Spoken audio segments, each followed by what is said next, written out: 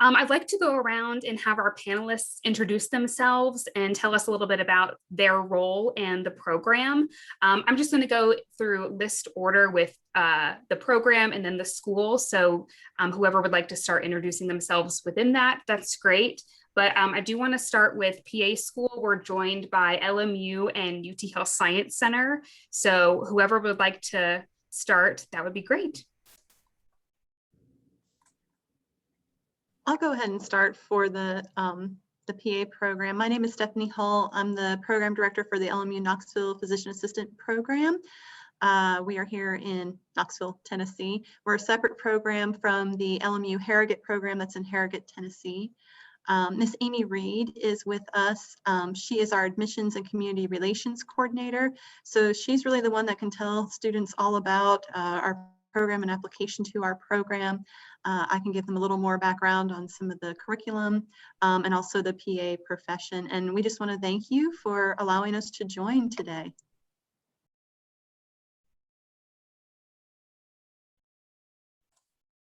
And then we have Kara from UT Health Science Center representing our PA program. Yes, good evening. My name is Kara Carruthers. I am the Assistant Program Director, as well as the Director of Community Engagement, Diversity, and Recruitment for the University of Tennessee Health Science Center here in the great barbecue capital of Memphis, Tennessee. Definitely excited to be here with you all tonight to not only share information about the PA profession, because I'm a practicing PA as well as faculty, but definitely can tell you some specifics about the PA program. And what you will easily see is that there are approximately 260 PA programs across the country, and we all do something a little bit different. Our program here in Memphis is a total of 24 months, with 12 months being the classroom year or didactic year, 12 months being the clinical year. We start in January of every year and our students graduate in December. And then there's certain prereqs that I'm sure we have or may not have that, for instance, LMU Knoxville may have or may not have. And so you'll see that there's a little bit of variety in PA programs. However, you'll see that there's some consistency across the profession and really what all of us desire to see in students that will eventually become our colleagues. So looking forward to chatting with you tonight. Thank you, Kara.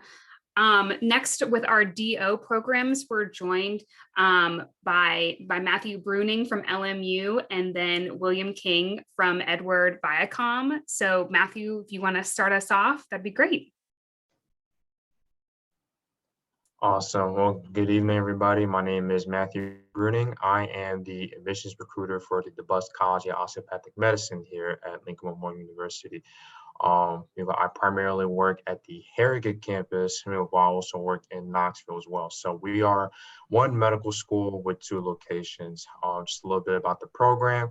LMU DCOMP first originated back in 2007 with our first graduating class in 2011, and then which preceded for graduating classes for years to come and so forth. Our first class here at the Knoxville location started back in 2019 and so forth.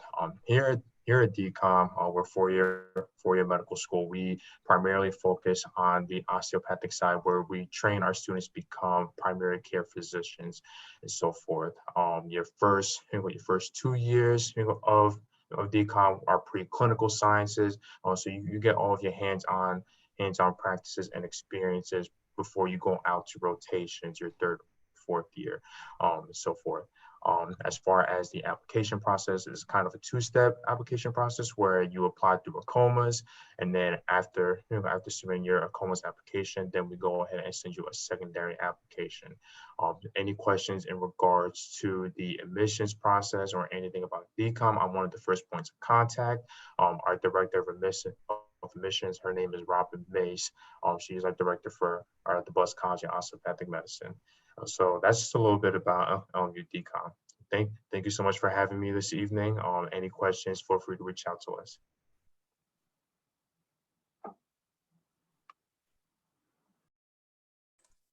And then we have William King from Edward Viacom. Hi, good evening, everybody. Real excited to be here and to share some information about VCOM's 4 campuses. VCOM does have 4 different campuses, and each campus operates independently, although we have some resources that we can draw upon, such as residency referrals and board prep and things like that we can do across campuses, which is pretty exciting. We are the largest medical school in the southeastern United States. We're real excited to have, for years and years, we've been around 18 years, have taken students from the Appalachian states. That's our main focus. So we're really not a national school, but we're a regional school. We're not a state school either. So we take students from Tennessee, Virginia, Georgia, North and South Carolina, Alabama, Louisiana mainly. But we have a few people from other areas. As Matthew had mentioned, we also have a 2-step process. All of the DO schools, with the exception of one state school, participate in a COMAS. I have a tip for you. If you would like to apply to our school, you can save some money on the COMAS application by designating just one campus. And then on the secondary, you can rank all 4 campuses of VCOM. So you get to be considered at 4, but at the same time, I always like students to save a little money. This can be an expensive process and so forth. And we have many students who have done and currently are doing residencies in Tennessee that we can connect you guys with if you have a particular interest, as well as some of our student ambassadors. So look forward to talking to you in a little bit. Thank you. For our MD schools, we're joined by Doug Taylor and Tori Street from the Quillen College of Medicine, and then Dustin Fulton from UT Health Science Center. Doug, if you want to start. Be happy to. Welcome, everybody. Special welcome to our new colleague from the far end of the state, Mr. Fulton, down there. I am Doug Taylor. I'm the Associate Dean for Admissions at the Quillen College of Medicine, and I'm just here representing the very best medical school in the whole United States for some people. Just want everybody to understand that. We're here to talk with you, answer any of your questions. We do things differently from some other places, so we'd be happy to address any cares or concerns you may have. I'd like to give my colleague, Ms. Tori Street, just an opportunity to say hey also. Hi, I'm Tori Street. I'm the Assistant Dean of Admissions and Records here at Quillen, and I get the pleasure of working with Doug every day. So I appreciate everybody joining us tonight and look forward to talking to you and hopefully answering some questions.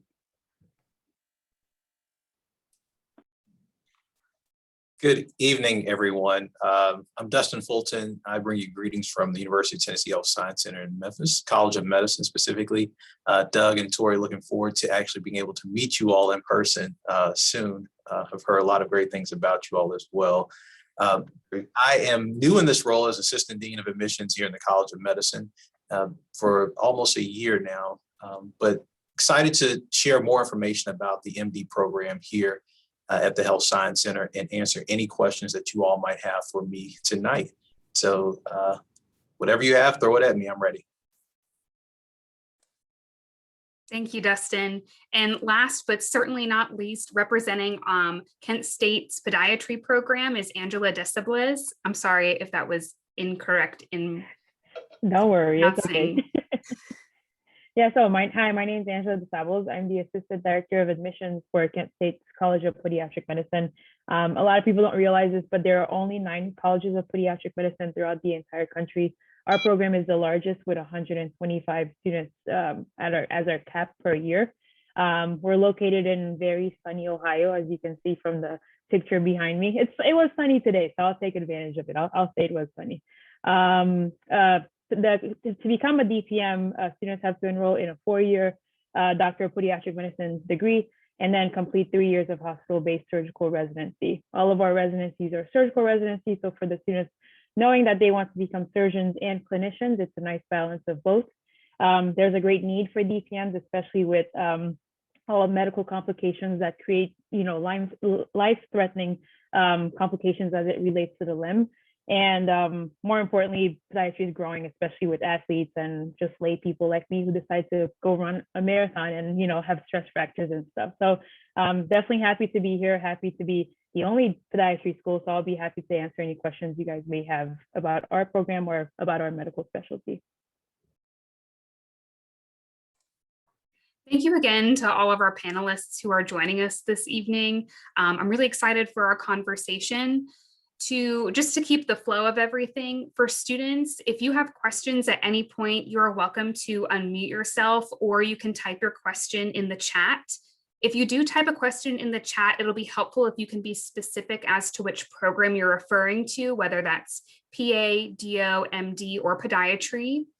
I do want to start off the conversation just with some general questions and kind of go around each of the programs to get their feedback. And then we can open it up to other questions. But please feel free, students, to place anything in the chat now so we can just keep like a running list of questions. But I first want to open the conversation up to talking about what does a competitive candidate look like for your specific programs?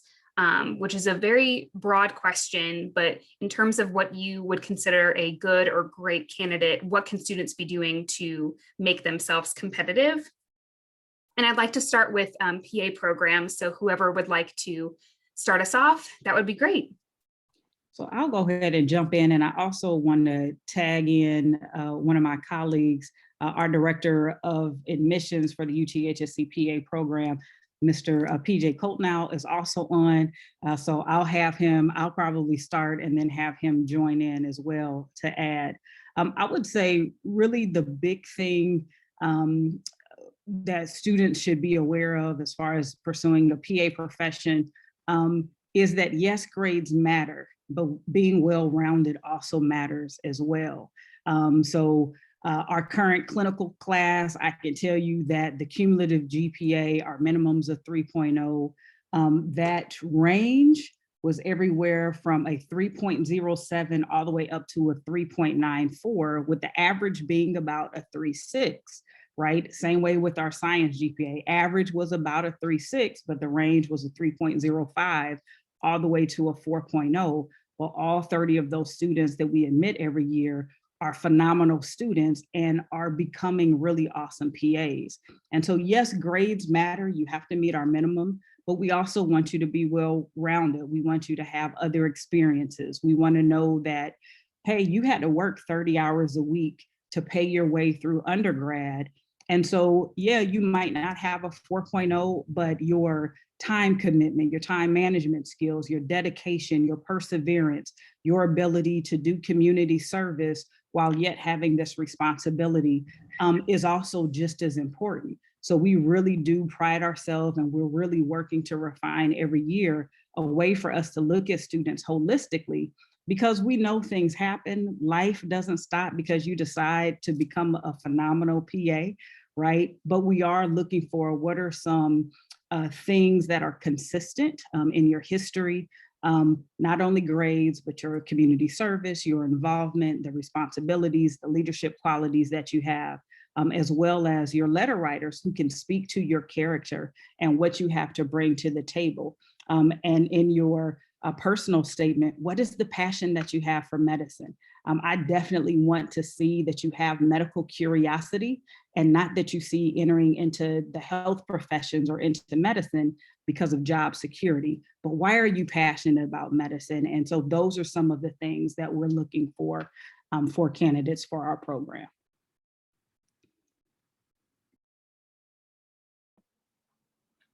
Hi, I'm Amy Reed, and I'm the Admissions Community Relations Coordinator with LMU Knoxville PA program.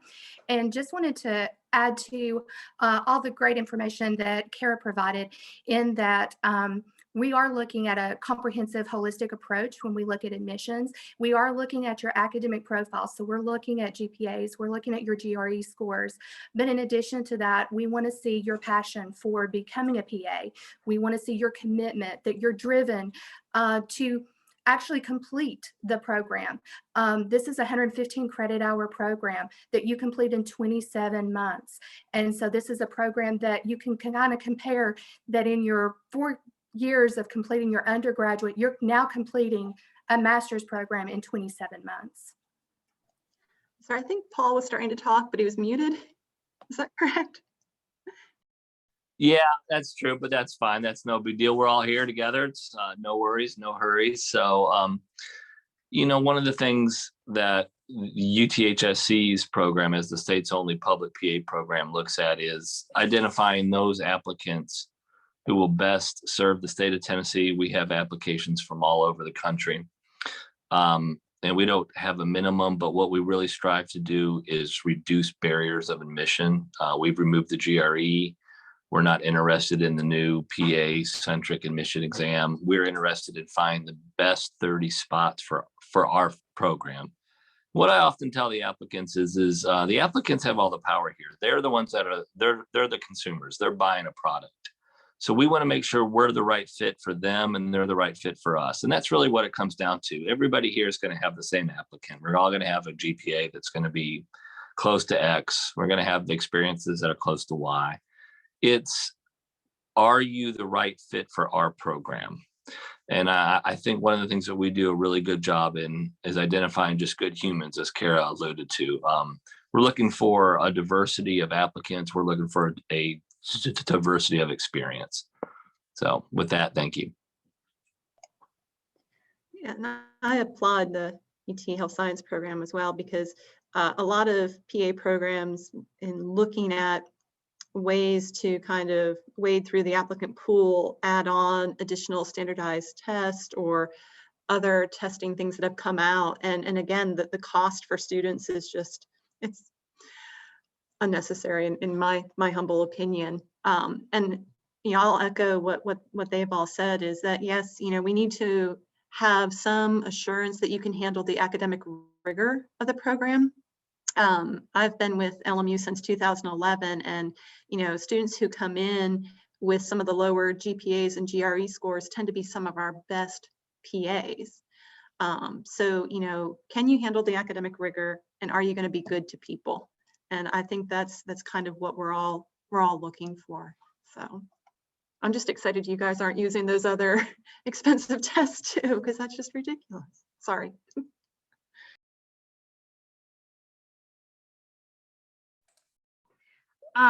Moving on to our DO programs, can you talk about what it's like or how students can be considered a competitive applicant for your programs? Yeah, I'll start off. So one of the things that we look for, just going off of what everyone has said, we want to see our students who can fit the mission of UDCOM, which is serving the underserved in the Appalachian region.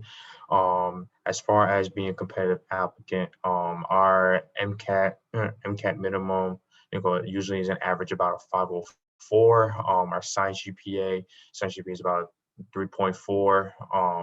But we look at every applicant holistically. So what kind of community service hours, any type of volunteering service that you've completed, any shadowing hours that you have completed. Have you been working as a scribe or an EMT? What are some of the past experiences that you have done leading up to this point in your application and so forth? We want to see students be well-rounded, not just in their studies, but outside of their studies as well. We want to see our students excel at the highest level possible here at LMU DCOM, but we also want to see students exceed personally as well, and being able to have that one-on-one interaction with people outside of the medical field and so forth. And like I mentioned before, and what everyone has mentioned, every application is looked at holistically. There's some of our students that don't necessarily meet the criteria as a competitive applicant. They still also have a chance of entering in LMU DCOM and being very successful in our program and so forth. Great. Well, I'm happy to add on to this wonderful conversation. Similar to all of the colleagues who've spoken before, certainly grades and academic preparation is necessary. Our average GPA is a 3.6 in science and overall, and our MCAT ranges between 502 and 504. We have the same criterion among our 4 campuses, but we take a very strong look, like everybody else mentioned the term holistic. a very strong look at a person's passion for medicine, for working with underserved populations. We have a very strong commitment to diversity.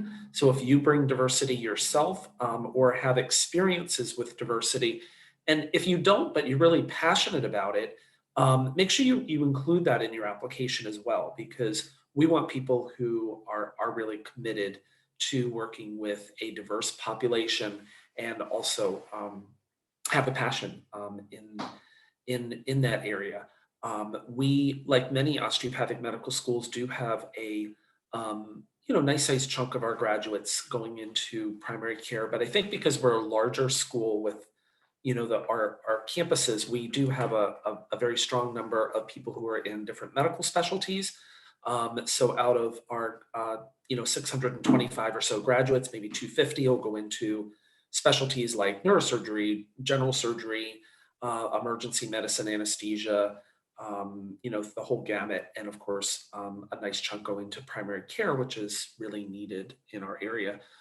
Students who are from Tennessee or from the surrounding states do go to the top of our applicant pool, because we are a regional school that is really committed to people who come from and have an interest, or no commitment is required, but have a more likelihood of serving within our areas.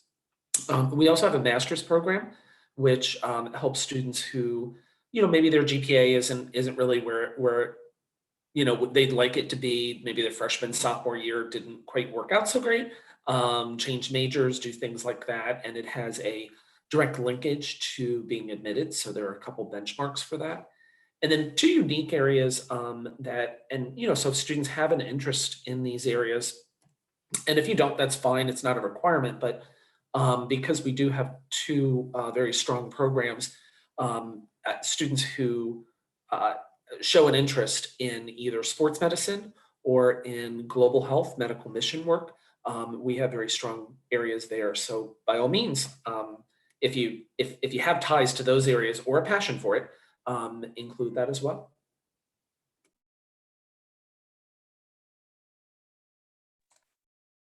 Thank you both. I'm going to ask this is the same question to our MD representatives. So if you can talk about what a competitive applicant looks like for your programs and what students can be doing to be considered a competitive applicant, that would be great. I think you're going to hear a theme here. So we've been doing holistic review for a long time here at Quillen, and to give you a big picture view of what our committee looks for, I would say we're really looking for the answer to 4 questions. The first is, can you do it? So academically, can you get through the 4 years of medical school? You don't have to have a perfect academic record, as you heard, several folks mention. Stephanie mentioned, we just look for that assurance that you could get through the curriculum, and that's kind of the question that we're looking to answer is, can a student get through the 4 years of the medical school curriculum? Will they do it? So have they investigated the career field enough that they understand a little bit of what they're getting into, that they have the drive and the motivation to get through 4 really hard years of education before going on to residency, and that they have the drive to get through the rest of their life where they're learning and taking care of people and really working in a profession that can be very hard at times. Should they do it? So should they be taking care of people? Is this somebody that is kind and compassionate, who is going to be willing to work with all people, for all people, and provide great healthcare to those folks when they're a practitioner? And should they do it at our program? So would they be a good fit at Quillen? We have a small class size. It's a very community-oriented environment. And so looking at some of those things are important for us. Part of our mission is to train physicians in primary care and rural medicine. And you don't have to have a ton of experience in those areas to be a competitive applicant. But all of that is part of what we're looking at to really find somebody that fits that well-rounded person that we're looking for. We don't have any MCAT minimums. We don't have any prerequisite requirements at Quillen. So those are a couple of areas that are different for us. But essentially our committee is just looking for that really well-rounded person, like most of the other programs have mentioned. I think US students are in a really hard position right now because your opportunities in the clinical setting in healthcare are very limited, and they have been limited over the past year. So we've been encouraging our prospective applicants and folks who are interested in going to medical school to really find other creative ways to get involved at the community level. Keep working with people, keep doing, looking for needs in the community that you're in and trying to help meet those needs. And those don't have to be medically related experiences. Our ability to see your passion for working with people can help you in this future process, as we all are experiencing. I'm sure all of the other programs as well. The applicants in these next few cycles will have a lot less medical exposure than what we've seen in the past. So. Yeah, I'll echo a lot of what Tori has said. One of the things here is that we really do look at someone who is well-rounded. We also take on a holistic admissions process. And while grades aren't everything, we understand they remain an important piece of that puzzle. So what we typically will say to students interested in the MD program here at UT Health Science Center in Memphis is that we understand that the MCAT is important, the science GPA is important also, but that's in combination with a few other things. Looking at students who have exposed themselves to service to others, understanding the importance of altruism and giving back to others, but also students who have some research experience. It doesn't have to be a lot, but someone who understands research to some degree. Also, someone who understands the medical practice. What experiences have you taken on to sort of inform your understanding of the medical practice, be it shadowing, is it paid medical employment or other opportunities? Someone mentioned earlier, even being an EMT, scribing, even CNA. Those are all ways to get exposure to the medical practice, and those are things that we think are really important.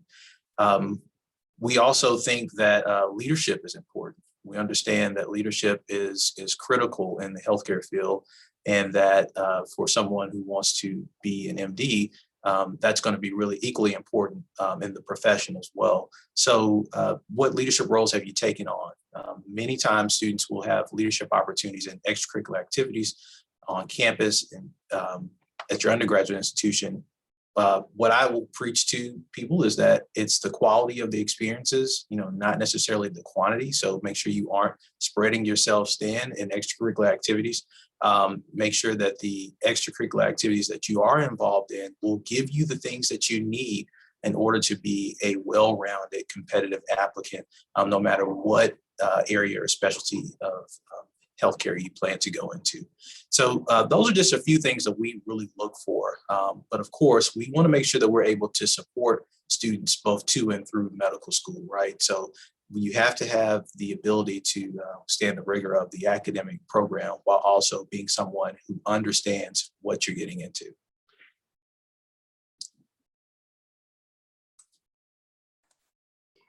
Angela, do you have anything to add from a podiatry school perspective? It's essentially the same for us. We want students who are well-rounded, students obviously who are grounded in their profession and what they're looking to accomplish.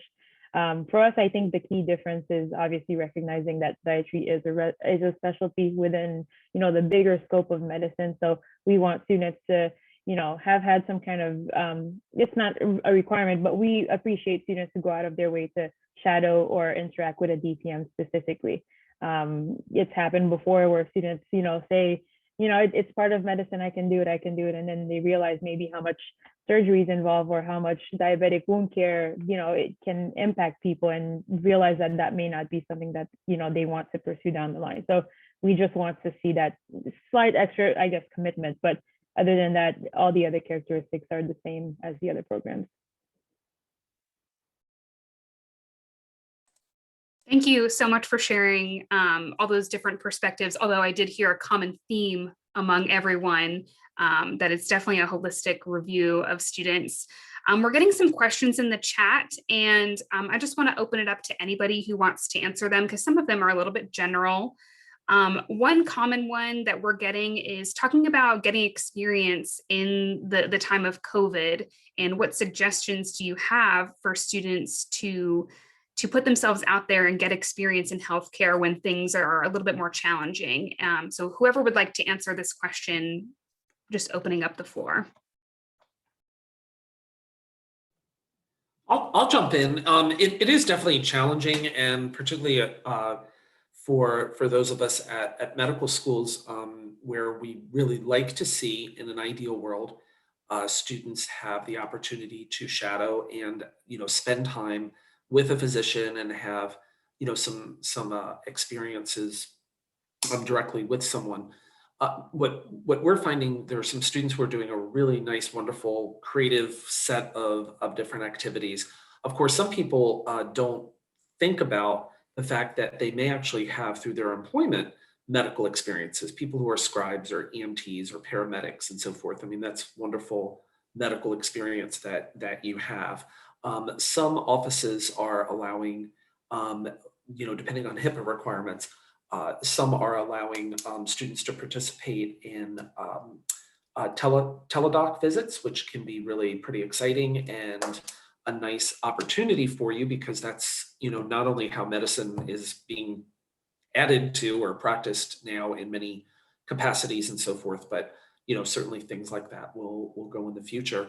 But I've had students who just, I mean, they really tried, and they could, really didn't have many experiences, or they may be taking care of family members and they can't leave the home or so forth. So we've had people who have worked with contact tracing, with helping with blood drives. I mean, even if you're organizing a blood drive, showing your commitment to medicine.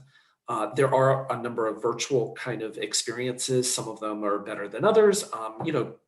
Jump into those as you will. At our school, we have, and I don't call it shadowing, I call it, just a virtual physician experience. We'll have a panel of physicians who will explain what it's like to be a physician, what it's like to be in the OBGYN or general surgery field, what lifestyle is like. Just put all of those things together and show what you can do. And my advice, and I always like to use this term, if you were not able to do something, explain it and explain what you did instead, but don't make an excuse. It's not about, I couldn't do it. What? So, it was a challenge to me, so that's what I did. That can actually work to your advantage, because if anything that we learned in this last year is that you need to be resilient. You need to be able to jump back and accomplish things in the medical field. Yeah, I think your I concept do have a of being, question. Sorry, Paul. no, go ahead, answer. I have Please. a question going off of William. The virtual, different sessions that are holding online, a lot of people are telling me they're not going to be counted toward the clinical hours I need, or the shadowing, people aren't accepting them. So I've went back on doing those. So should I just keep on doing it? Because I mean, it is very interesting to listen to all these different professionals. Sure. So how would you add that to your application? Sure. I would definitely add that. There are two pieces to it. One is, what is the body of experience that you can show? The reason we all have these experiences, or a requirement for shadowing, is so that we can have a good idea that you understand what it's like to be a physician and get some level of an endorsement from someone who is practicing. So do all of those things and do the things that you enjoy. Now, you do have to check with the schools if some schools have a certain number of hours and that doesn't count. Of course, you can still do that. We don't limit you from doing that. At our school this past year, we waived, any kind of number of hours and so forth. And on both the AMCAS and ACOMAS application, there's a section where you can explain if you had some hardships. And again, explain, don't make an excuse as to how to do it. But I would do those experiences if you're feeling that they're really good. But, depending on what level you're at, when you're, as far as applying and, what kind of experiences you can get in, if you can do some in person, that would be important. But do check the school's websites. Many are, making it a little bit more flexible as far as, a minimum number of hours. But thanks for sharing that. It is a concern of some schools. I think the concern is that some students are doing only virtual shadowing and are doing kind of the YouTube ones, the ones that are just sort of out there. And some are I look at things sponsored by medical schools and by folks who are part of that process if you're really trying to impress a medical school. I think the question is why are you doing these experiences is more than necessarily what are the experiences you're doing. If you're doing it to check off a box, that's not much. You need to get out and see what you can do. Get up close and personal with the profession any way you can. Hopefully things are going to lighten up a little more, because that's very important for you to know what you're getting yourself into as much as you can before you get there. And I would also just caution, because even in the PA world, there's virtual shadowing experiences. Don't pay for them. If someone is charging you to hop online to tell you about their profession, keep your money in your pocket, because child, your application is costly. Keep that money. Do not pay for those experiences. And I think this really is about exposure. Like, I encourage pre-PA students, shadow a MD or DO, shadow a nurse practitioner, shadow a PA, because now you have a good representation of how we're all members of the healthcare team and how we all function. And so the more information you have, the better your decision making is, because the more information you have, you can make the best decision for you. And so see it as a learning opportunity, get more information, get people's perspective, how they work, but do not pay for those experiences. Side-eye those if you come across them. Great points. Thank you.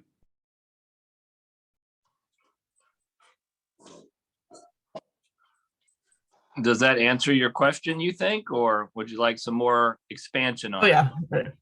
Okay, good. No, that does. Thank you, guys.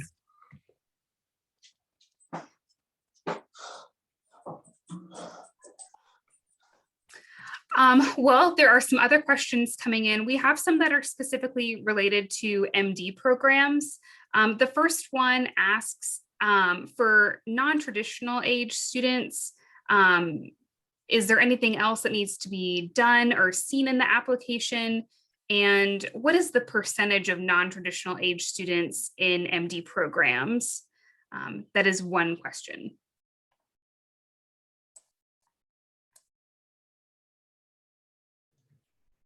At Quillen, if you say a non-traditional student is somebody who doesn't come just straight out of college into the medical program, it's over 50%.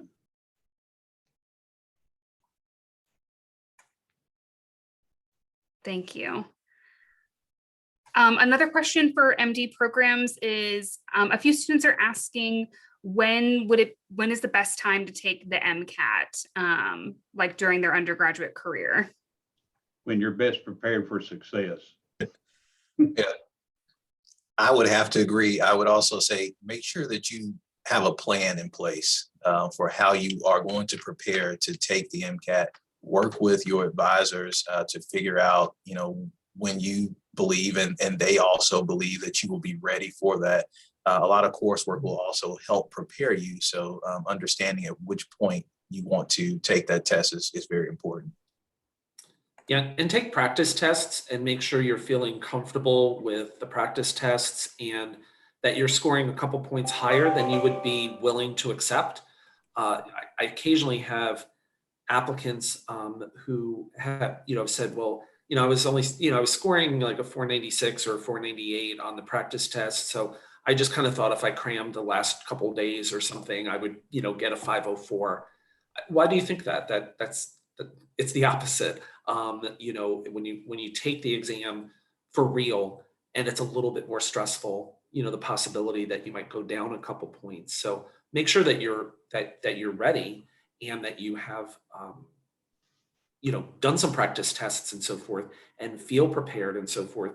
And, look at the guidance, having your, if you're taking biochemistry at a certain point, get that experience. The behavioral science section, you need to have psych, soc, that type of background. So, make sure you have the right classes. It's not a problem if you put it off a little bit. If you need to take a gap year and get one good MCAT test administration, that's going to be so much better than taking it 3 times and having to reapply. So, just be prepared for yourself too, so that you can feel confident. Are there any suggestions on how long a student should study in preparation for the MCAT?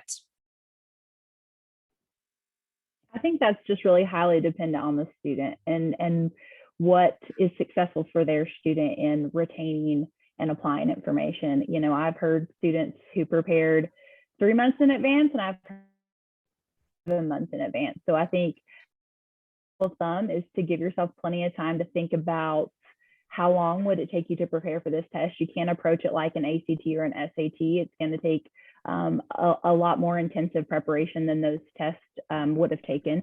And you know what's going to help you be most successful is that you lay out your own study plan, and you know that you have the discipline to stick with it for 5 months before you prepare and take it, or is that you investigate all of your options as far as prep resources out there to find a fit that works for you. So I think it really depends on your study style as a student, your learning style, and how that's going to play into preparing for a 7.5-hour test. So plan early and plan well enough in advance that you don't think that if you don't make the score you want, you'll be able to retake it a month later and really change that. A month is not enough time to prepare. So think about the process long term, and not just I've got to get this date in quickly and take this test so I have my score.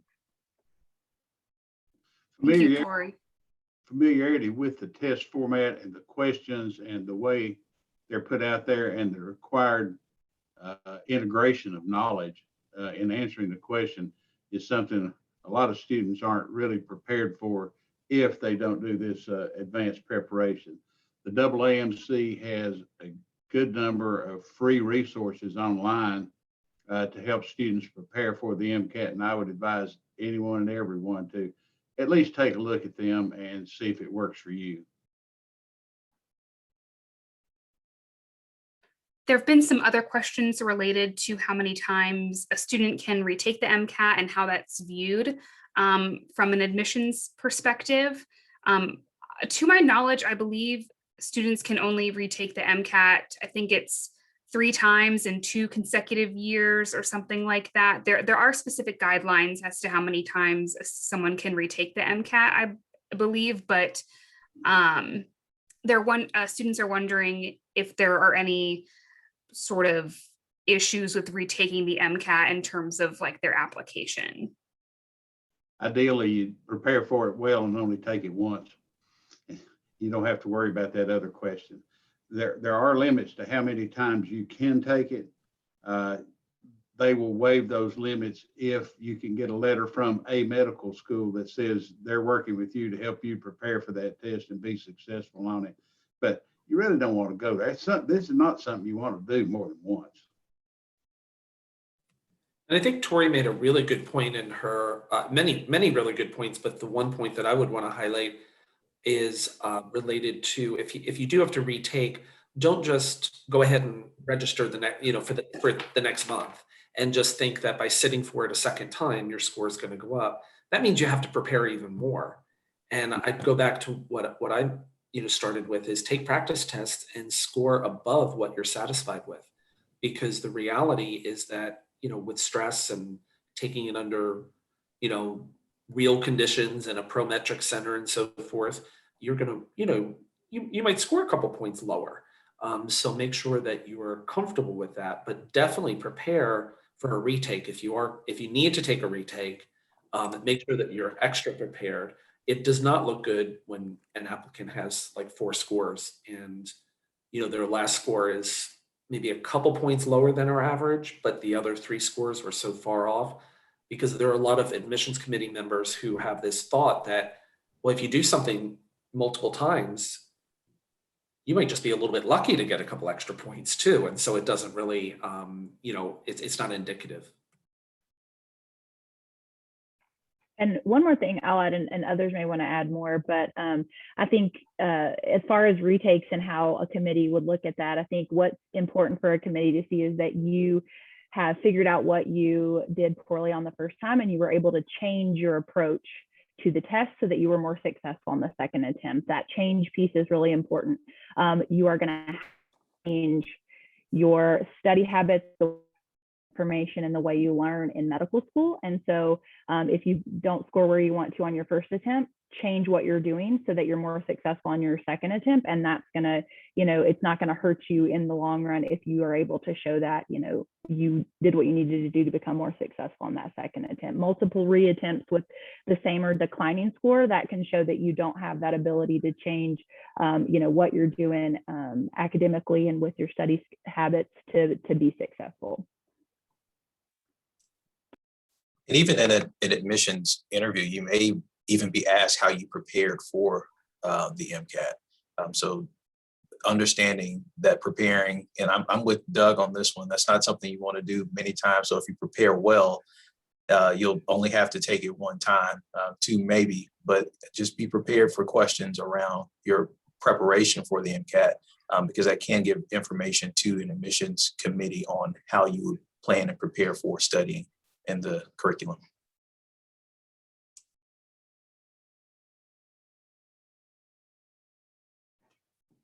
Thank you all.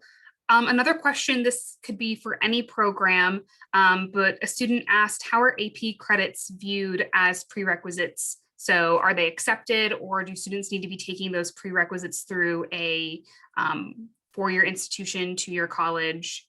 That is for anybody. We look at prerequisites. So AP courses can be considered for fulfillment of prerequisite coursework. What we found, especially with biology prerequisites, because the nomenclature varies so much as compared to, say, chemistry courses, is we'll actually ask for a course syllabus, and sometimes we even get in touch with the course director just to see if that course met our learning outcomes for that prerequisite course. And so we do consider AP credits to fill some prerequisite courses. Did I answer that correctly, Amy? Yes, you did. The only thing I would add to that is that we may sometimes also ask for a transfer evaluation from the registrar, because sometimes when it is actually in our centralized application system, for us it's Caspa, it may not list what the course is that you've received AP credit for. So in those cases, we're going to have to come back to you to just get a little bit more information. Thank you. I think it's also important to look at, part of holistic admissions is not that we only look at extra things out of admissions, but we kind of look at your overall academic record. And it's wonderful that you take AP credits and, that meant that you were a high achiever, getting into school. But we're also going to look at your subsequent classes. And, if you're taking credit for AP, first of all, you don't have to take credit when you, start, as an undergraduate. But if you do take the credit and you move on to the next level, say you skip your biology and you start moving into micro or other things, we're going to look at those courses. And if your grades are mediocre, then, we think a little less of that AP, waiver and so forth. So we're going to be looking at your overall record in order to do that. The same is true here in the College of Medicine at UTL Science Center. We will honor the AP credit. However, we will look for those courses to be replaced with more advanced coursework in the same discipline. I would say for our PA program, we're kind of a hybrid of the two scenarios that you've heard. We do accept AP credit. I would say biology is usually the most common one the students have, but part of our prereqs also includes microbiology. It includes anatomy, it includes physiology, as well as we have a requirement that students have to take an upper level biology class that's either a 300, 3,000 level course, depending on your institution. And so while yes, you have the AP credit from high school, that you were able to take, you yet have to have that foundational knowledge to perform at a higher level biology course. So we accept it. It does have to be on your transcript for your institution for us to count it. But know that we also have the requirement of an upper level 300, 3,000 level biology course. You also have to take anatomy and physiology, a total of 8 credit hours of those, with lab, you have to take chemistry, you have to take microbiology. And so you're still building on that. So if you get the credit, but you're not doing well, as was alluded to, we are going to look at that for those higher science courses and seeing how you perform.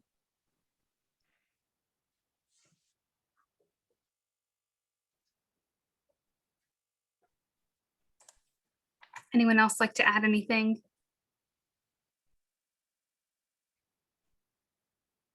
All right. Another question that we got, this is specifically for MD and DO programs, but how do your schools carry out the interview process? At our school right now, we're doing 2 one-on-one Zoom interviews, lasting up to 40 minutes each. The interviews here are totally unstructured and depending on what the interviewer decides they want to know about the applicant in the interview. They have limited access to applicant information. They never see grades or MCATs. They can see your experiences, your personal statement, and whatever answers you gave us to our secondary questions, and that's it. So we have a similar format here at UT Health Science Center of Medicine, where our virtual interview day right now includes 2 one-on-one interviews with a member of our admissions committee. One of those interviews is academic in nature. It takes a look at the academic profile in the AMCAS application, and questions in that interview are centered around how that aligns with candidates' interest in a career in medicine. The second interview is non-academic and more of a personal interview. It's all about the experiences, the motivation and desire for medicine, and how students have prepared themselves for the journey, as well as other information they'd like to share or that was captured in the supplemental application. And then that second interview, that interviewer does not have any of your grades or scores.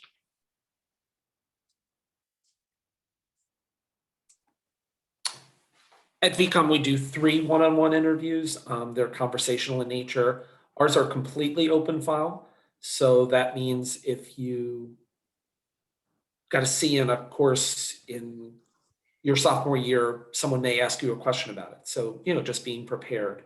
The other thing I would recommend that you do is reread the materials before your interview, particularly the secondary application and what you had submitted, because it's very likely, again, with an open file interview, it's very likely that the person will ask you a question about something you wrote, and you want to be familiar with what you wrote, certainly consistent, and to be able to work from there. I just want to quickly add on. So our interview process is via Zoom, just like I assume with everyone else. It's sometimes it's two on one or 3 on 1 interviews where the interviews are blind. Our interviewees, they don't know who the applicant is, and so what they just want to simply get to know you. They'll look at a little bit of your academic profile, but it's more so of a conversation format. Whereas how do you fit with your DCOM's mission and so forth. So like I said before, our interview process is blind, and it's simply more of a conversation format. I want to throw in one other thing. We do plan to go back to in-person on-campus interviews as soon as possible, as soon as feasible and healthy.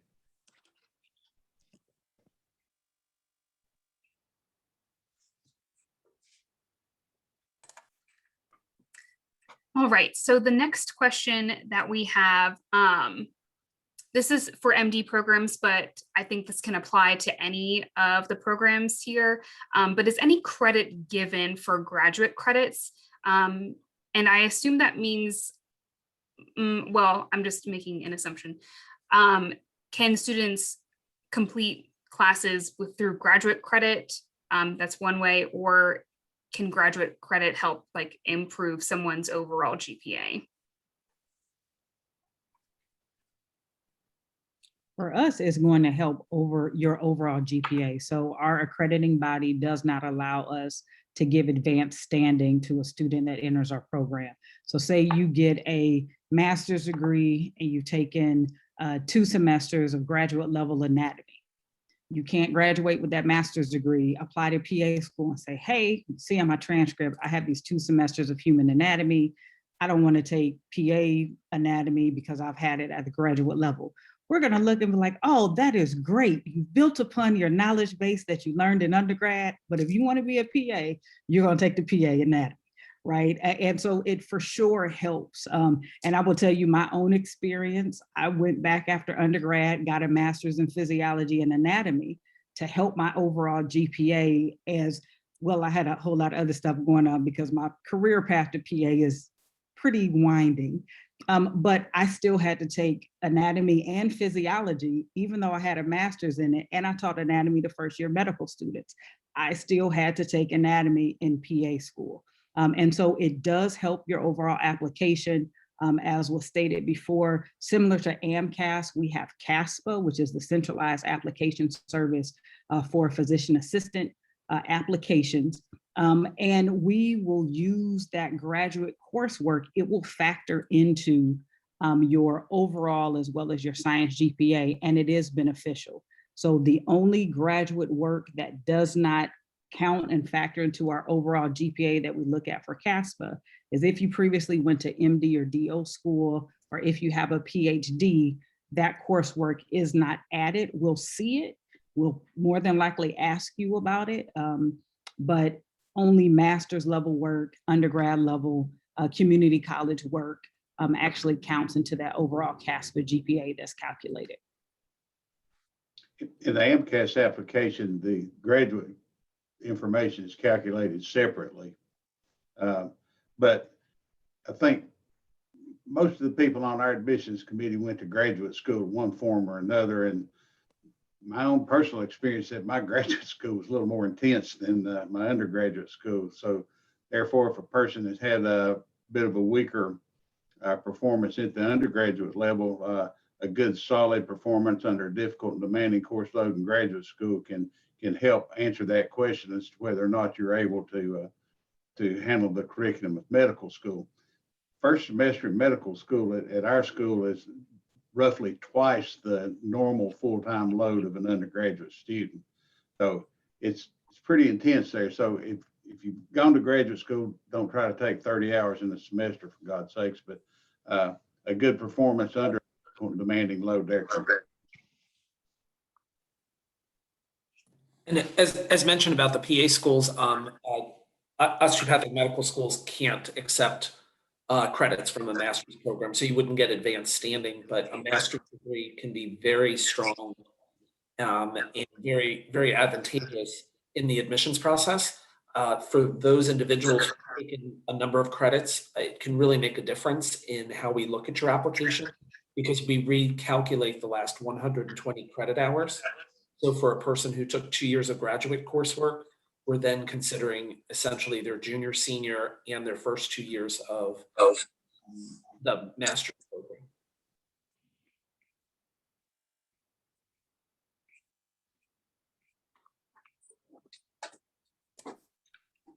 Anybody else like to add about graduate courses? Okay. Oh, Paul, you're not unmuted, just in case.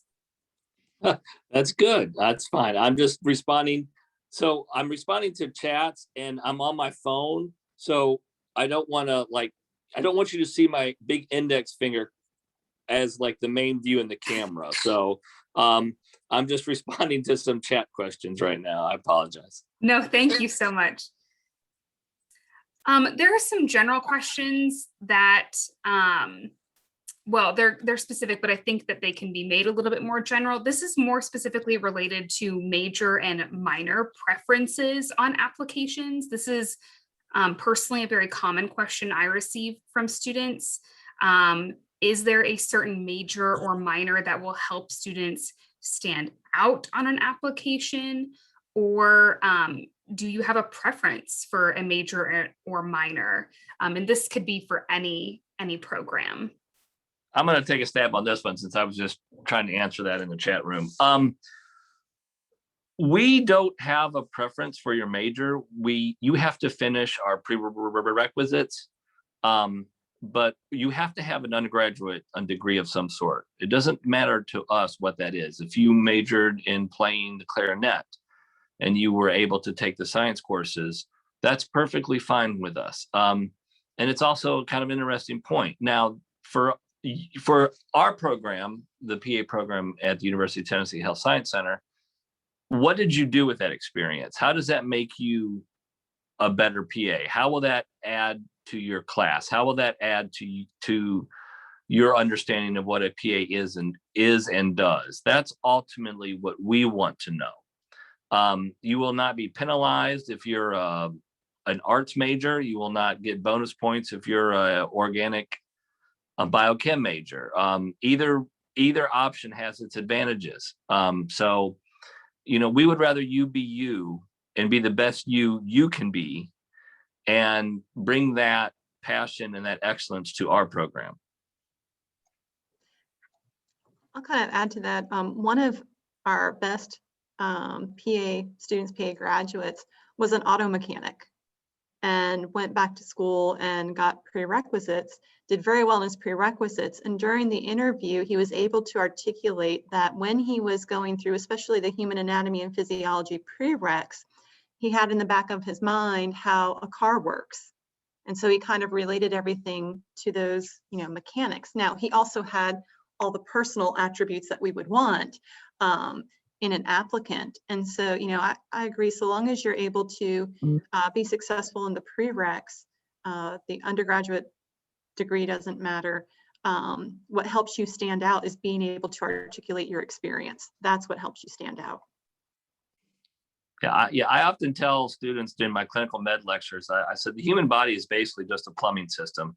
So if you can understand plumbing, it's an easy metaphor, right? So of course you get a little more advanced with the pathophysiology stuff, but yeah, I love that experience for him. He sounds like a really neat student.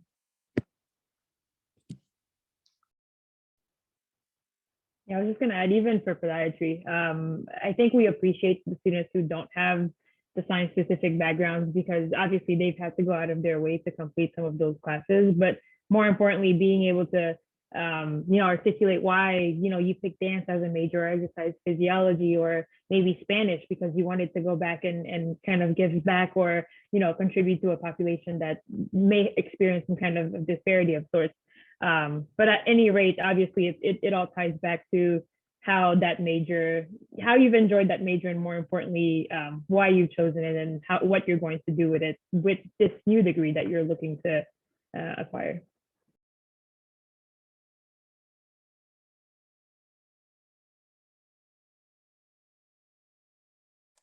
Thank you. Those were excellent answers. We have another question. This is for MD specifically, but I also believe this could count for any program. The student asks, do internships count toward research experience, or does research relate only to lab-related work?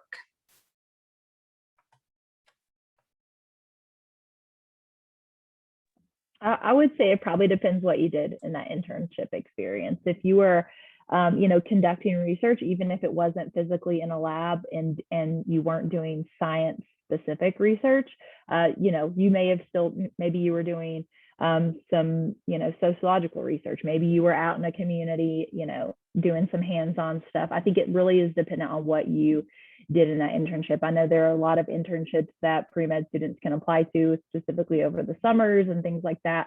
I think it depends heavily on what you're doing. Ultimately, I don't think it's gonna, impact you severely if you classified it as one or the other, unless the program you're applying to is requiring you to have some very specific research related things on your application. I think it's all in a matter of, and this is something that, we've heard several times, it's how you articulate that experience and what you gain from that. That's gonna help make you a better medical student and physician, and the quality of that experience, whether it was an internship experience or a research experience. I'd like to add to what Tori said. It does depend on how you articulate the experience. Doesn't necessarily have to be, some bench research. However, looking at what's important to the school in terms of their admissions requirement is going to be really key when it comes to research.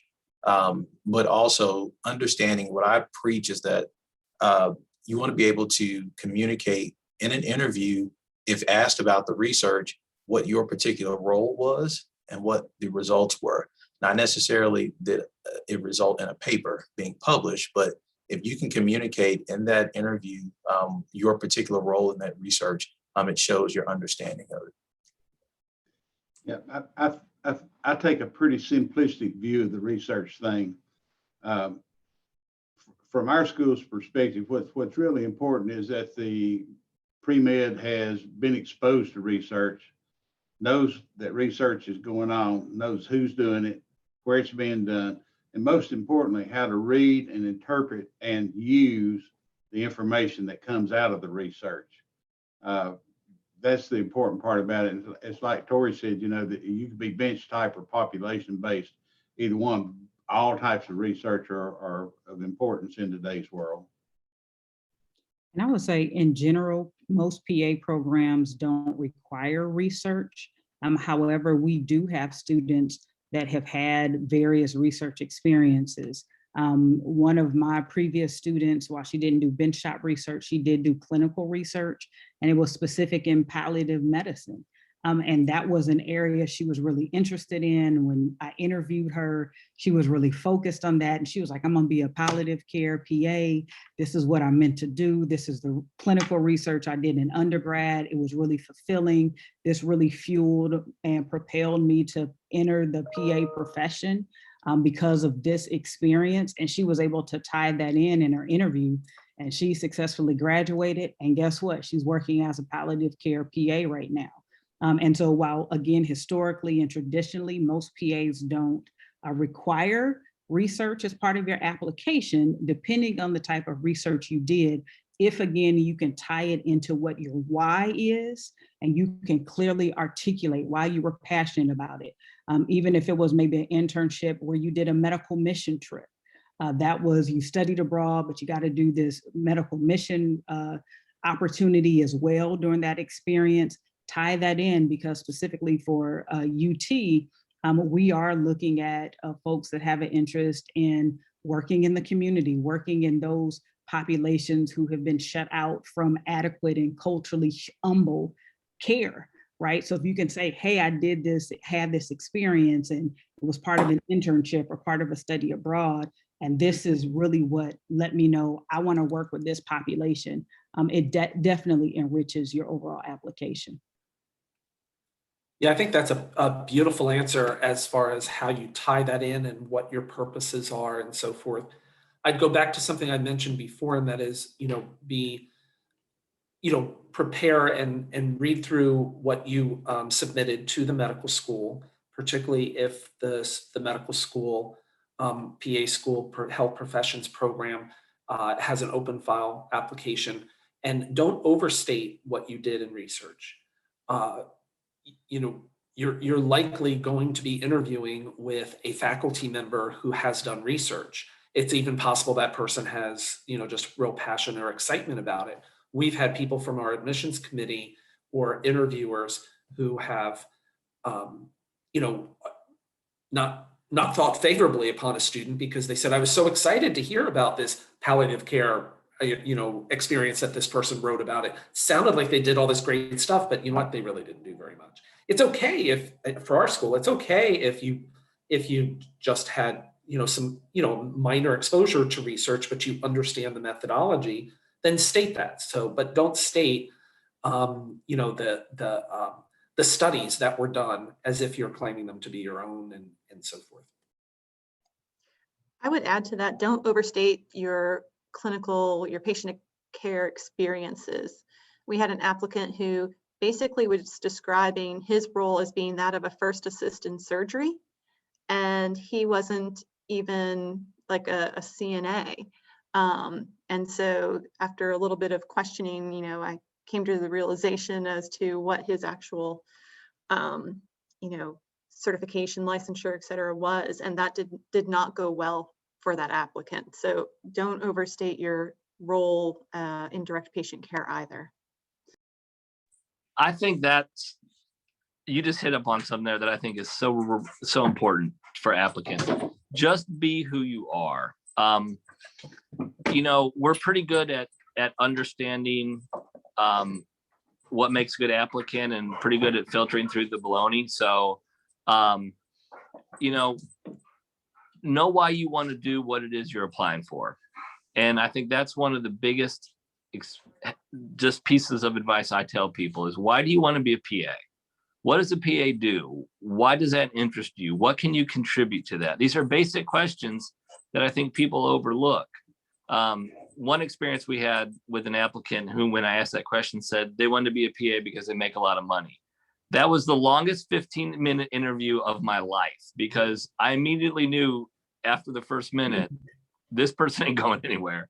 So please tell please, if you're an applicant out there, know why you want to do this and just be who you are. The right program will find you, or you'll find them. I mean, it's not rocket science.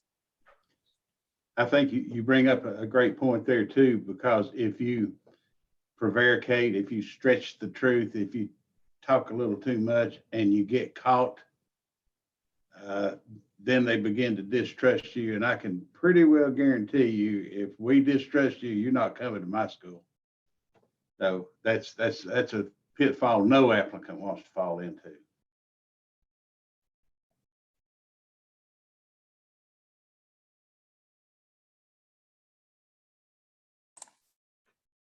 Thank you all. I just want to point out the time and be mindful of everyone's time. It is 7:18 and we have until 7:30 to kind of wrap everything up.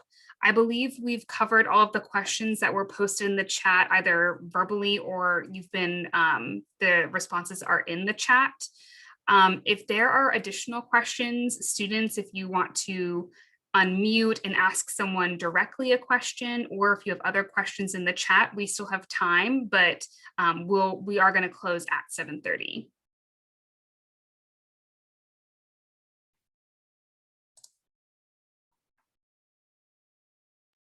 Come on, students, you signed up for this for a reason. Come on, now's your time. Don't be shy. That's why all their cameras are turned off. I know. I'm used to that over the last year, as we all are. You don't want to leave here and in 20 minutes and say, I wish I would have asked this question, right? This is a great opportunity you have to talk to the people who do this. That we want to help you. That's why we're here. How would you structure putting animal research and animal research surgery experience? I don't have like human experience, but I have animal experience. So how would you structure that? Because I have my master's in neuroscience. So I'm trying to figure out how to write that in a way that comes across appropriately. Is that for PA, MD, MD. DO, podiatry? Okay.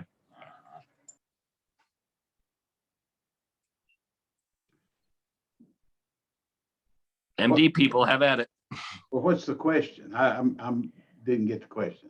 I think I'll follow up, and then if you want to, Doug, you may, from what I answer, you may want to add on. But I think, if you can, obviously we recognize that you're going to take opportunities to do what you can where you can.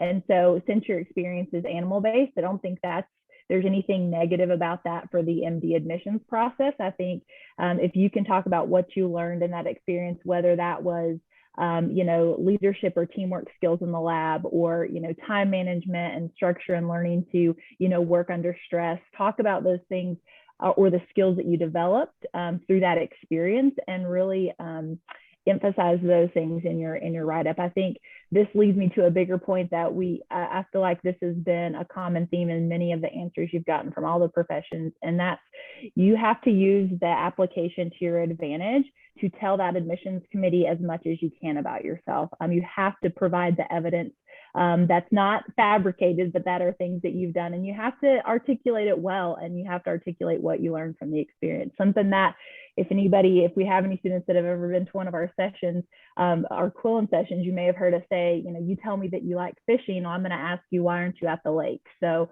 if you love people, if you want to make changes, in the healthcare of the nation, if these are things you're so passionate about, what are you doing now to show that you are? And even if it's not in a healthcare setting working clinically, there are millions of things and opportunities out there that you can pursue. So I think tying it back to those skills and characteristics that a good physician may have, or that could help you be successful in medical school or in the profession, would be a good place to go.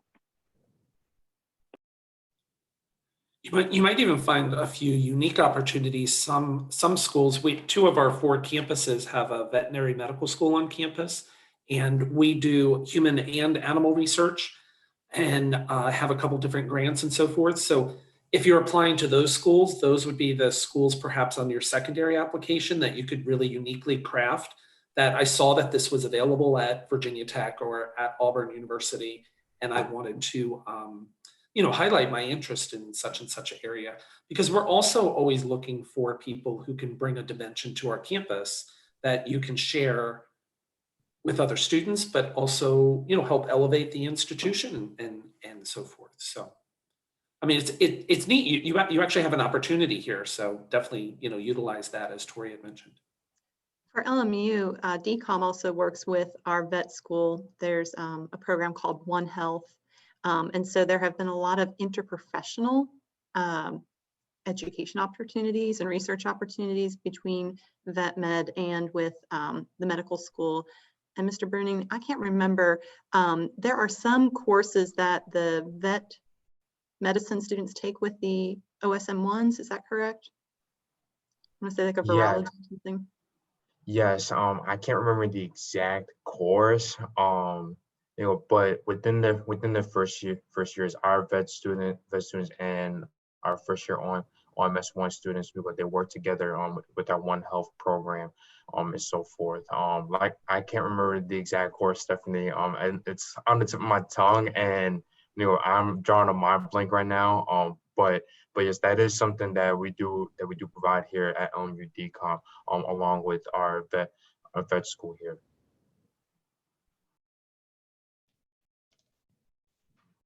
Thank you.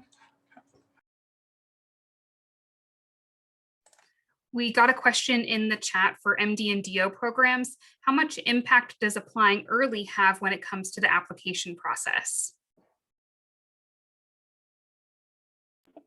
I think for us, we're processing applications as we get them. So if you apply in June and we get your application in July, then we're processing it then. And somebody who applies in November, we're processing it then. And we may have already scheduled 250 interviews by the time we're getting through screening your application. So I think we're not looking at an applicant and saying, oh, this person waited too long, let's throw them out of the pile. But it's just a matter of you may not be able to interview until later in the process because there may be quite a few other folks in that pipeline to interview who applied earlier, and we just process their stuff more quickly because they were an earlier applicant. So I would say there's nothing inherently wrong with applying later.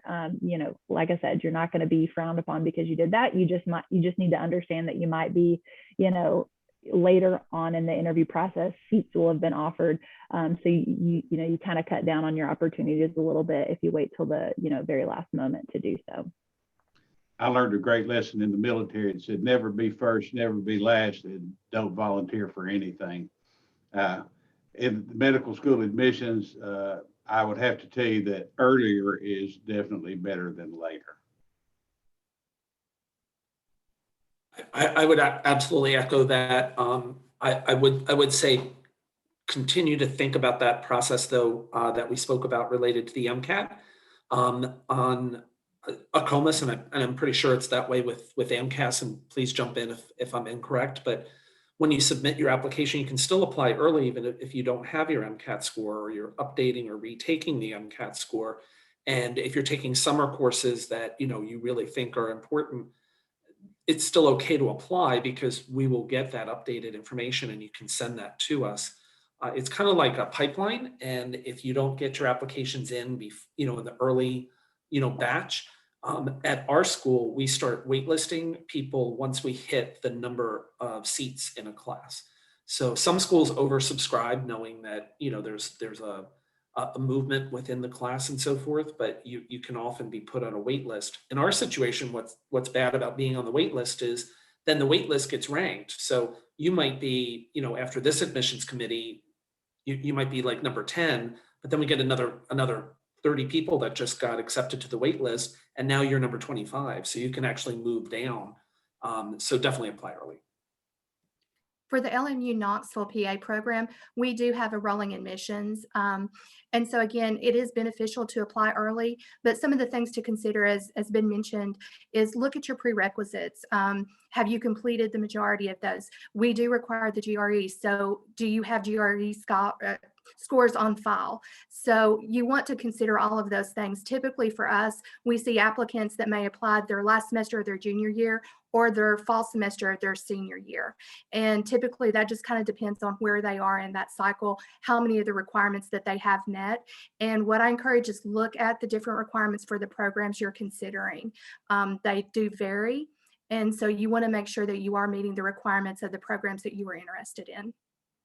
And for UTHSC, we do not practice rolling admissions. We have a set time. Our Caspa opens every single year, the last Thursday in April, every single year. The specific date changes, but the day stays the same. Our applications are due August 31st.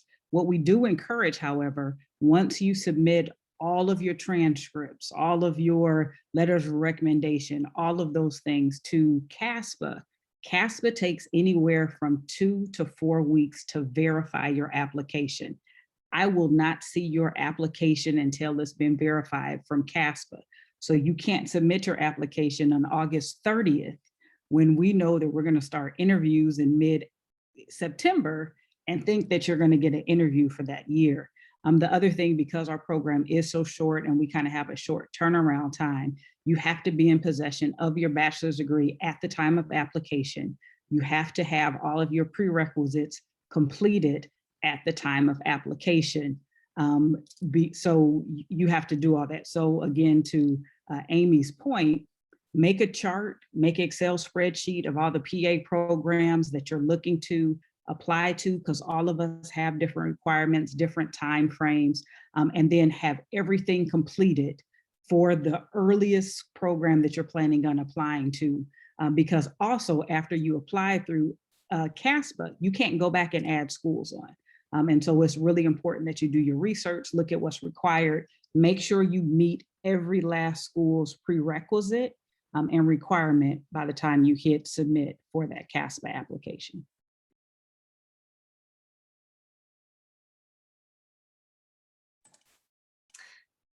Thank you all so much. We got one final question, if we just have a second to answer it. And the question is, how should extracurriculars and experience differ for an MD PhD program? If they should at all, I guess is a good way to phrase that.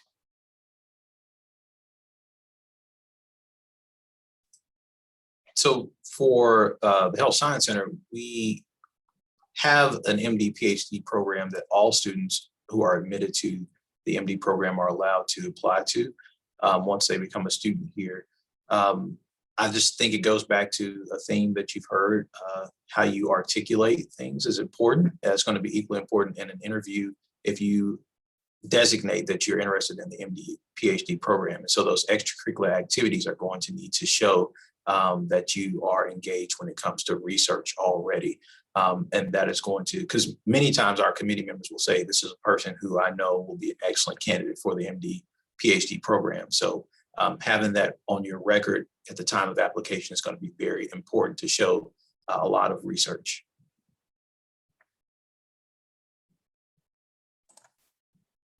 I just want to be respectful of everyone's time. Thank you so much to all of our panelists who joined us this evening. Your insight and experience is invaluable for our students. That is all that we have for tonight. So you're welcome to log off. You don't have to go back to the main session. You can leave the meeting. And we have recorded this. So if anybody wants a copy, we can get that to you. But thank you so much. I hope you have a wonderful evening. And Lindsay, you did a beautiful job of Thank you. moderating. Yes. by the way. I want to say Thank you. Thank you. I learned from you. Thank you. Yes, thank you. Thank you Thank you all. again for inviting Take us. care. You have a great evening, everyone. Thank you. Bye-bye.